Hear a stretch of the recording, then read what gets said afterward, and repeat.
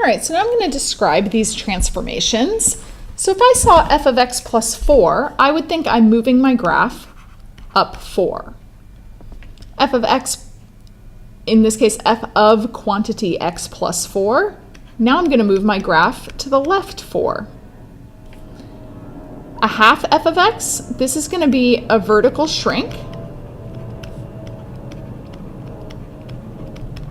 of a half. So really what I'm thinking about doing is I'm going to multiply all my y values by 1/2. F of negative x, this is going to reflect across the y-axis. In this case, I'm going to combine these two. So I'm going to take all of my x values and multiply them by -1. I'm going to take all of my y values, multiply them by 1/2. So this is going to be a reflection across a reflection across y, and a vertical shrink of 1/2.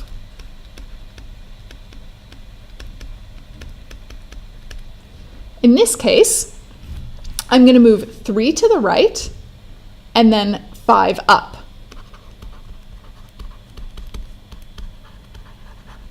So any point xy, I'm going to add 3 to my x values and add 5 to my y values. All right, this is going to cause a horizontal stretch because I'm going to take all of my values and multiply them by 1/1/2. So my x value, so this is going to be a horizontal stretch of 1/1/2, which is 2. So I'm making the graph wider, I'm pulling it out, and I'm also going to go down 1. So all of my x values will get multiplied by 2. All of my y values, I'm going to subtract 1. This negative here, that's going to cause me to reflect across the x-axis. This 2, I'm going to take all of my x values and multiply them by 1/2, and then I'm going to move the graph up 3. So a horizontal shrink here.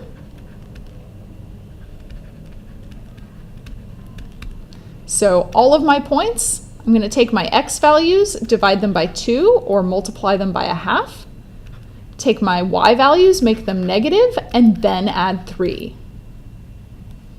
All right, I've got a reflection and a vertical shrink. So reflect across the x-axis, vertical shrink of 1/2. I'm going to move to the left 4 and up 1. So I'm going to take my x values and subtract 4. I'm going to take my y values and multiply them by -1/2, and then I'll add 1 as my last step.